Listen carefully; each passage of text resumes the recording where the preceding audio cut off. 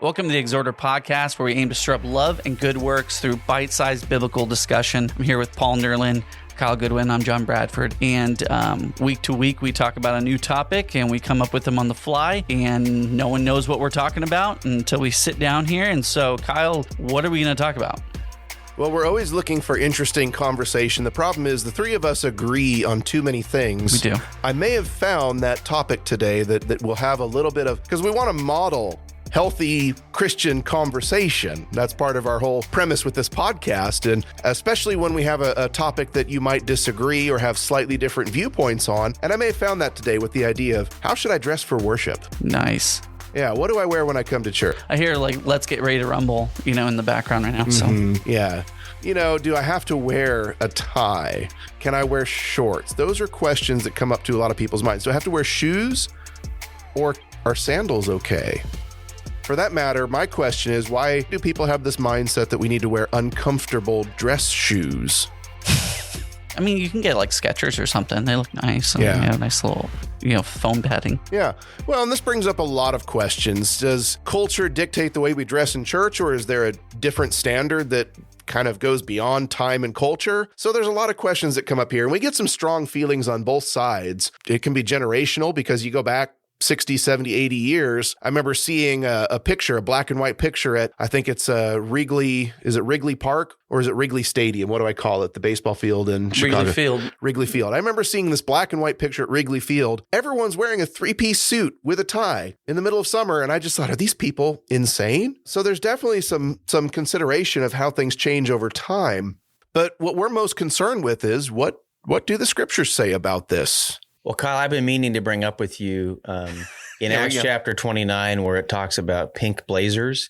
I know that's an uncomfortable topic for you, but it's about time Jude chapter 2, by the way. Oh, is that where it is? Okay. It's about time we bring that up. No, this is an interesting topic. And I would say for me that my view on it probably has changed. I was, growing up, not just at church, but even at work, it was kind of, hey, you go to church, you dress your best. And that included, even as a kid, my mother making sure I had, was wearing a tie, and from the early days as a boy wearing a clip-on to everything else. And so I kind of came in with that attitude. But as I've gotten older, my attitude on that has really changed. So you may be surprised to learn that dressing formally for worship is actually something that's a more recent change in church history. It's not something that has always been looking back to the very beginning of the church, but we can perhaps talk about it as the episode goes on. Well, and it's not even necessarily a church thing. Some of it's just historically, you look at the progress we've made in textiles and manufacturing and mass producing different types of fabrics and materials. People's wardrobes have changed. And the idea of having a second set of your dress clothes, I think in first century biblical times, that was really for the exceptionally wealthy. The idea of like Joseph's coat of many colors, or we talk about a robe of purple, because the dyes for purple were hard to manufacture and make in large quantities. So purple was a color of royalty. And you hear those things. And so for many centuries, beginning with the first century in New Testament times, it really wasn't until the 18th or 19th century that when fabrics started to be mass produced and the cost went down and the ability to make them in large quantities, people started to be able to afford and have different sets of clothing in their wardrobe. So you're right. The idea of dressing up for church really didn't gain popularity until just a little more than 100 or 200 years ago. So it's a fairly recent concept in a lot of respects. I read that too, Kyle, that it was, from the early church through medieval times, it was just more poverty. People didn't have different clothes to wear. They had what they did. It was really more in the Victorian era with the establishment of a middle class, the Industrial Revolution, that people started wearing clothes that looked nicer. And that wasn't even everybody. But one thing that I found that was kind of interesting was Alexander Campbell, a leader in the Restoration movement, strongly preached against it. Not that that means anything to us except that he said it, but he said, kings and prophets, the saints and martyrs of other times were often seen in sackcloth and ashes than in the gaudy fashions of a flippant and irreverent age. Their sense of propriety forbade that soul and body should disagree, that the outward man should betray the inward and falsify the state of mind. He focused in on really it's the attitude that you have, and more focus was going on how people looked, which kind of sounded a little bit like how Jesus describes the Pharisees. Yeah, and that sentiment is reflected in the Old Testament in a number of places. You think about David writing about his sin with Bathsheba and talking about how the sacrifices of God are a broken and a contrite heart, that God has always had an interest on the heart more than anything else, if you will. And we're told not to look at the outward, as when Samuel was going to find Saul's replacement, he was looking at all the sons of Jesse, and surely it couldn't be the youngest one. But of course, God says, don't judge based upon outward appearance. And so we're told these principles all throughout the Bible, that the heart is really what God is most interested in. Now, we don't want to get too carried away and let the pendulum swing too far the other direction and say that God has no interest in the external, but we certainly want to prioritize what matters most to God. And so I think the point could be well made that I don't think God's impressed if you're wearing a suit and tie every Sunday, but then Monday through Saturday, your life is not a very good reflection of Christianity. The New Testament does not define, and let's just get that out there, at the outset of this episode. The New Testament does not define what exact type of clothing should be worn. We get some standards, and we'll talk about that. Modest, appropriate.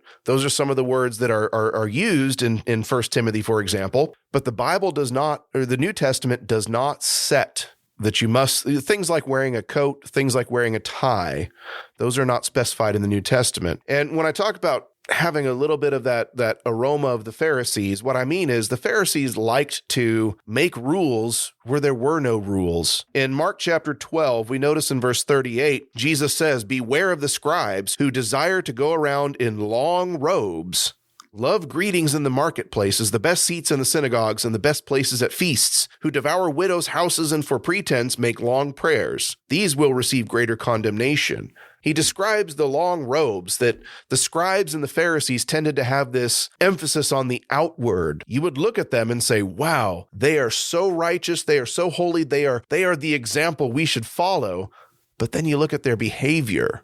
It was all a show. And so that's largely the warnings we get in Scripture, is about not making things, if you overemphasize the external, it's all about a show. It's all about just putting up a front, and that doesn't matter if your heart is not there. Well, the difference between that, though, is Jesus knew what was in their hearts, right? He knew that it was all a show. We don't know what's in people's hearts, right? Which can work positive and negative on this conversation, right? You don't know that when someone dresses up in a three-piece suit or a tux that they are being all about the show. Just as much as you don't know if someone wears shorts and sandals and a tank top that they are not being respectful or thinking respectfully about God. So you can't really tell those things, but can one show one more than the other? Well, Kyle, I think your point is not that if you're dressing up, that's what you're doing, but rather it's if we're saying you must in order to meet God when you come to worship. Mm-hmm. That's where it starts to get a little pharisaical, is when you start making, and they would look at the commands of the Bible, and then they would make like a fence around that with more commands that aren't from God. And that's kind of what I see here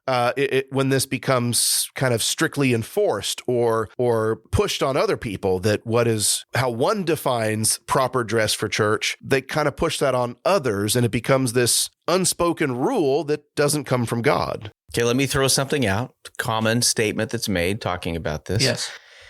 If you met a king, wouldn't you dress in your finest clothes? I brought this up in the high school class because I was trying to think of someone that the kids would respect enough to think about that one. And you can't really start with the president anymore. We lost that one. Hard to find practical examples of people you respect enough to wear something nice. But I understand the argument there. Wouldn't you dress nice? Dress your best. Or a job interview, showing someone respect across from you. So the flip side of that, because that's what I thought about on the consistency of that. A moment ago we were talking about, Sunday morning we tend to dress up more, and maybe on Sunday evening or Wednesday night we may dress differently. But when I get my family together or kids and we're going to do a devotional or pray together or do something, we're often in our pajamas. Typically we're wearing whatever we're wearing at that moment. I may be mowing the lawn and something's come up, or I've gotten a call and I'm wearing my grungy work clothes, but I can pray and I can pray at any time. Or I may sing praises to God when no one's around so they can't hear how horrible I sound. I may stop with somebody who's hurting and pray with them. And my only point is access to God certainly has nothing to do with the way that I'm dressing. I can speak to him anytime. And I think we speak to the consistency in which we talk about that. So Kyle, you said there's two sides to this. If you have an attitude of I am coming to worship God, in some cases, I know for me, I was kind of raised doing this. I tend to think about that on Sunday mornings, but I also don't want to convey, for example, we may have those who come from different cultures, come from different economic backgrounds, and because of that, we're going to all dress differently. And the purpose of this is to make sure we come in equal, focused on why we're here, which is humble before God. And at the end of the day, I think we all agree that's really what it's about, is we come ready to worship God in humility and focused on him and him alone. I don't agree with you too soon, because my whole premise in this episode is I know we're going to end up agreeing by the end, Kyle, but I have to advocate for the empty chair at the moment. There's so many different arguments, obviously. Yeah. And that is something that there's a lot of logic, but it isn't always logically applied or consistently applied. And again, I'm most concerned with what Scripture says, because a lot of this is the idea of what would you wear to meet a king? Well, is that really the equivalent of worship? God is not a human king. I get the point that's made, and there's a lot of logic to it, but it doesn't always seem consistent with me, because what would I wear to a wedding? What would I might wear a tuxedo. And that's where you get into some of these inconsistencies. If God deserves our best, who would disagree with that? By the way, the scriptures I found on that are all related to sacrifice, like Deuteronomy 17, verse 1, you shall not sacrifice to Lord your God a bull or sheep, which has any blemish or defect. I have a hard time making a solid comparison, though, between an animal sacrifice under the Old Testament versus what I wear. Doesn't feel like a sacrifice to dress my best. But you can sacrifice your own wants and desires, which I think a lot of times people lean in on comfortability, because some people just don't like to wear a tie around their neck or something stuffy. So maybe we should wear the itchy hair shirts. If that's your sacrifice. You need to sacrifice your comfortability, sacrifice your ability to sit there for an hour and a half and wear something that's appropriate and nice. And now my mind is on how tight these pants fit, because I only wear them once a week or once a month, and they're uncomfortable, or my feet hurt because I'm wearing quote unquote dress shoes. And now my mind is there, or how tight, this is very common for me, how tight. And my grandpa, I know he listens to this and he'll probably roll his eyes, but I still don't do the top button on my shirt. Well, as long as you have the shirt where it's the stretchy button that stretches across. But even still, all I can think about is how tight that feels around my neck. And now I'm distracted. My mind is taken away. And so that's where it becomes that distraction, that emphasis on the outside. 1 Peter chapter 3, I think, is a very relevant scripture on this idea here. 1 Peter chapter 3 and verse 3 says, do not let your adornment be merely outward. So to your point, John, there is a consideration on the outward adornment, but he says, don't let it just be the outward adornment, so it's not that we totally neglect the outside appearance. It's just saying that by comparison, an emphasis on the heart is what matters more. Arranging the hair, wearing gold, or putting on fine apparel. Rather, let it be the hidden person of the heart, with the incorruptible beauty of a gentle and quiet spirit, which is very precious in the sight of God. So the warnings in Scripture are more about overdressing than about saying you better not show up underdressed. That's where I take these logical arguments, but then they get kind of inconsistently applied with it. It really does bother me that if you're going to insist you should wear a coat and tie on Sunday morning, why does it matter less on Sunday night? The same people that would insist on that, sometimes they show up without the coat or tie Sunday night. I do find it ironic that Paul and I are in t-shirts and you're in a collared polo right now, technically more appropriately dressed to be in this building than we are right now. It's okay. It's all party underneath the table there with the flip-flops, which I'm sporting as well. Jesus wore sandals. I'll just make that clear. So let me jump on what you just said, and we talk about this build, because sometimes I think, and this is where I've caught myself in applying the logic of the argument. Mm-hmm. Do we apply it just when is it about being in the church building? You're coming to worship in the church building, whereas I'm having a devotional in someone's home. I may be singing praises to God. I may be reading the Bible. I may be praying. I may be doing all those things.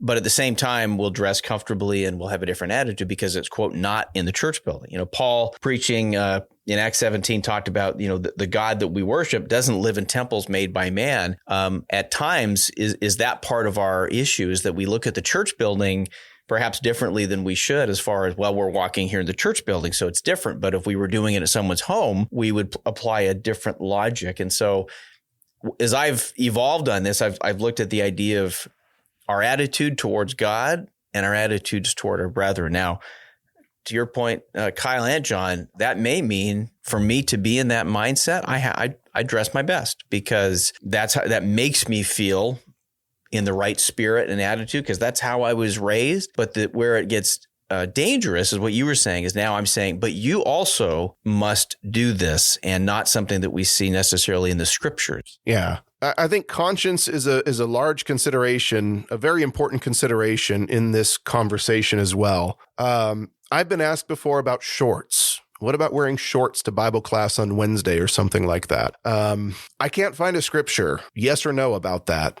I can say for myself, I was kind of raised with that mentality that that's not okay. You don't wear shorts. I went to a college where for class, you had to wear long pants. You did not wear shorts to class. I grew up going to church wearing pants, even in the middle of summer, because shorts were not appropriate for church. And even though on the one hand, with my mind, I can acknowledge that's not a command in the Bible. And it's not like you're going to hell if you wear shorts one time. In fact, one time I was over at a friend's house Sunday afternoon and I forgot a change of clothes and I did not have time to go home. And I felt so awful because I showed up Sunday night in shorts and a t-shirt. I felt so awful. I shouldn't have been made to feel awful. But also on the other hand, that's where my conscience is at. My conscience won't let me wear shorts to church.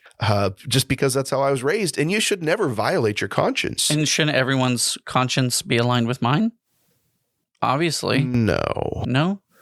Well, and that brings up another issue too, is you get some folks that should you just not come to church if you forgot a change of clothes or you get off work later than you anticipated? No, because we are told not to judge people who are dressed differently, right? That is a command. We know that we're not supposed to do that. I've done the same thing with my kids. It's been like 110 plus. And usually you want them to wear long pants or something, on Wednesday nights and stuff. But I have relaxed a little bit here and there, even though that has bugged my conscience. Well, this is where we need to ask some of those questions about practicality. It's 110 degrees here for the past month straight. But we will have pictures of people out there in Africa going to services. Do you remember when Anthony brought those photos and we saw them going to services in suits and ties? Like, one, where did they get those? Two, they only have 2 or 3 pairs of clothes, and one of them is a suit and tie, and they're wearing it to services in a tin hut in 100+ degree weather. They're not thinking about the comfortability. They're thinking about how their dress affects and changes their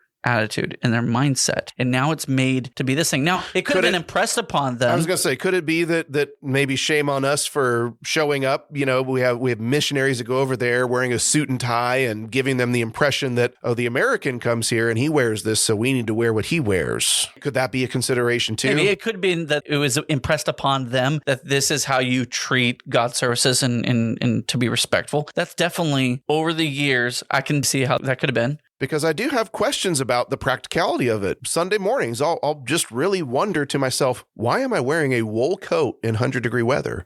Because you're penitent. I have ruined suits from sweat stains.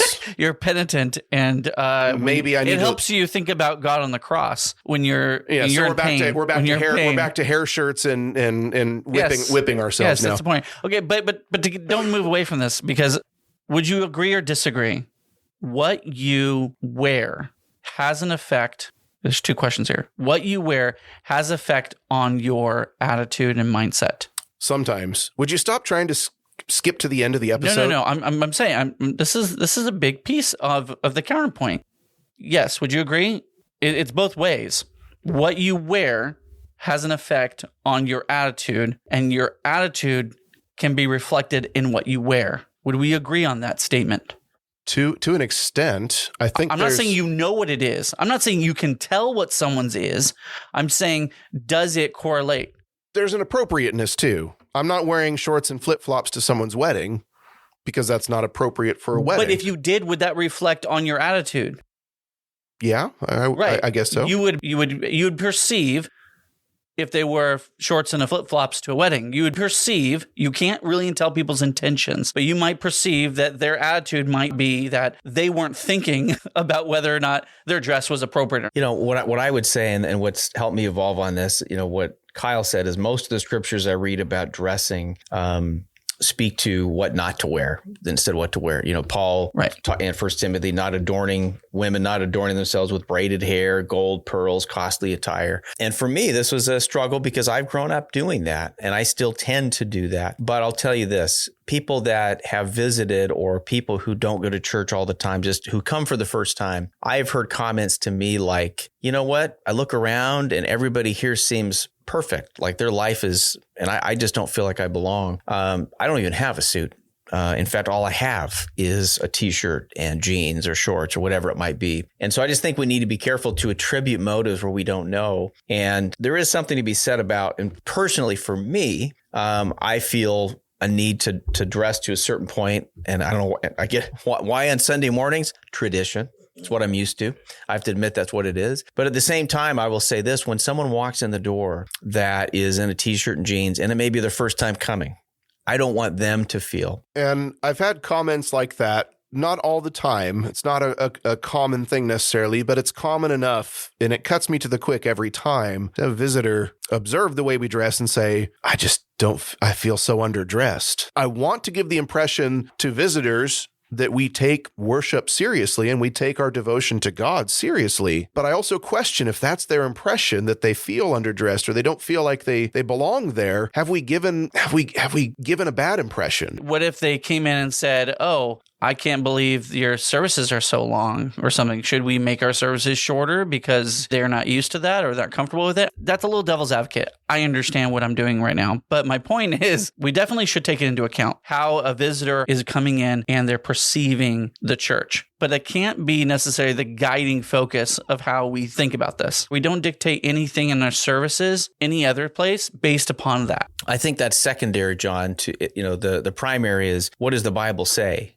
And what does it not say? So the Bible speaks to our attitude in worship. Places where we wouldn't compromise that we would need to bring them along is, let's just say our young ladies or women who are dressing and they come in dressed provocatively, where now it's a stumbling block to someone else. And we're going to have to talk about that and help them and be patient with them, but understand that that's something that now is different. But no, we're not talking about changing things in worship that relate to what the Bible says. We're talking about the attitude in which we approach worship to God, but also a visitor who may be coming in. And we're not accommodating them by doing that. I think rather the primary point is, what does the Bible say and not say? And if we have a tradition, and we have a lot of them, we've talked a lot about being, quote, raised in the church. Where have we just become used to things and where is something biblical? I once was in a congregation where if you did not wear a tie, you could not serve on the Lord's table.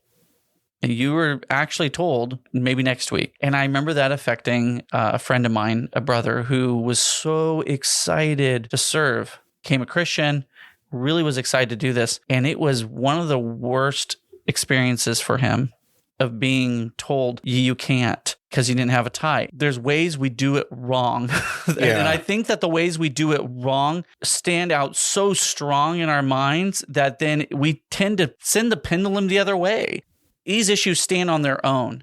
It's wrong to tell someone you can't worship because of your dress. It's wrong to tell someone you can't walk in the building. It'd be wrong to tell a brand new visitor who is wearing some provocative clothing, "I'm sorry, but would you wear this coat, or can you please cover up?" It would be wrong to give them that direct sense that they are not worthy of being in the assembly with us and worshiping God. We don't have that right. Yeah. I think there's definitely a precedent for elders to have some oversight over the way things are managed on a Sunday and the way the worship. I mean, you think about, the Bible doesn't give us a list of acceptable words and words that are unacceptable, bad words.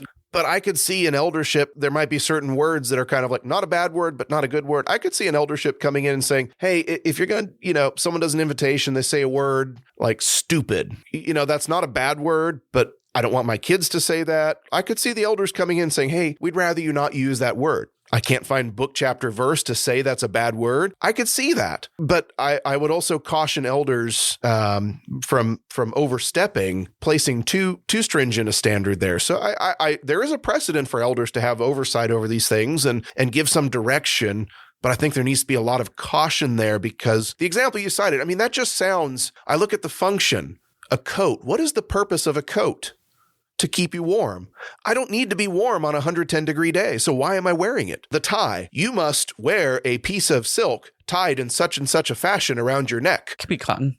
It sounds so pharisaical to me. My brother wore a leather tie. It was really ridiculous. But John, let me come back to your side, because I hear what you're saying. To my side.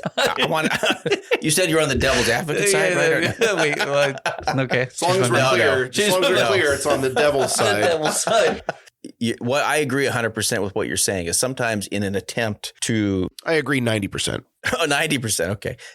Here's this abuse of looking at the wrong way. Some go completely the opposite way. So let me link that to attitude. We want to make sure that we're not somehow saying that, you should treat the worship in any way casually.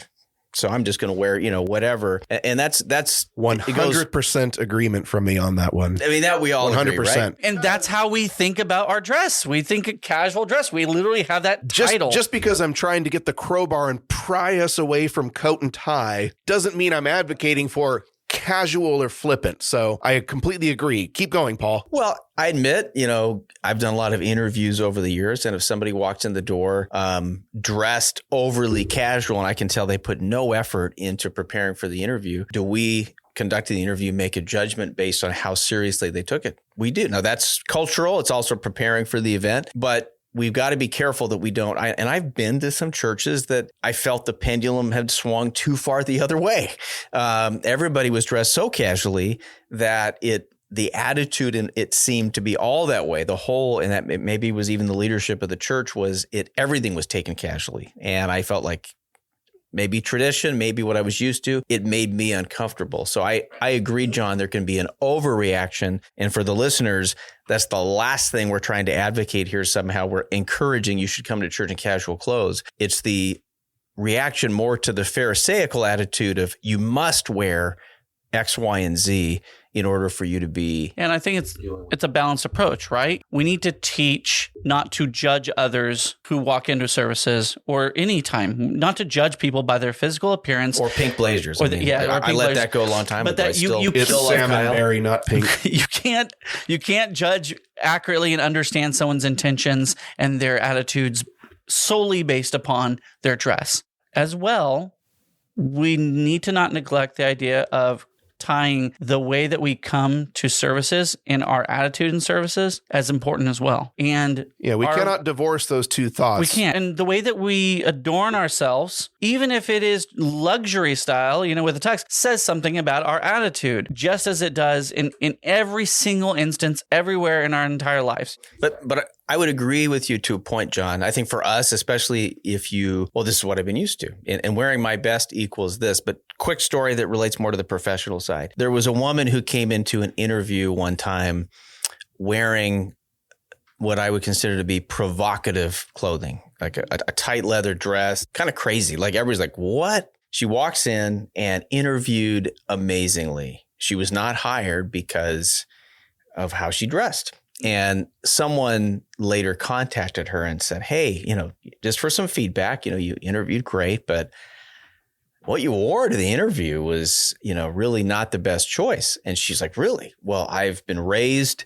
everything she used to work in restaurants and other areas of her life where every time I wore this, people commented and said it looked great. Well, her point of reference was every time she wore those kind of clothes, people said it looked great. They were inappropriate. Well, she learned for next time, I need to address this and wear something that looks more professional. And she did. And she was finally successful. But her point of reference was different. So there may be people coming in that are that same way where, hey, this in their view, how they were raised, what their cultural reference they believe is their best. And maybe it's cultural and traditional as well. And this goes back to some of those other sayings of 90% how you say something and 10% what you say, right? Let's say the elders decided we want to encourage people to wear something more dressed up on the Lord's table. I would be okay with that as long as they didn't act upon that in a certain way that removed people's ability to worship. They have all the right to encourage people or to request people do those things. And then as a member that has put myself under their authority, I think it would be upon myself to take that request seriously. I'm okay with that. It's usually about how you deal with these things, whether you go up to that person wearing something provocative and you shame them. It's usually how we deal with these things. We can't judge people's attitudes. We shouldn't do that. But internally, we need to be very self-aware in how am I thinking about worship? Am I thinking respectfully that this is an important thing I'm going to? And am I reflecting that in every way possible? Now, this is my own perspective. I think that we do lean a little bit into this world of comfortability. And I think that comes off with let's not do long prayers or let's not teach too long in sermons or it's too hot in here. And sometimes my conscience is a little bit focused on not wanting to feel like I need to be comfortable in services or that has any bearing on whether this is righteous and worthy worship to God. Would I like the thermostat to be under 80? Yes, I would like that. Would I like the fans on? I'll go back there and turn the fans on. That can also be too much of a distraction, I think. Yeah. It can work in both ways. This is too tight on me. I'm distracted. I'm too focused on my own thoughts and feelings. Let me bring this back to some scripture before we run out of time here. In 1 Timothy chapter 2 and verse 9, it says, "In like manner also, that the women adorn themselves in modest apparel,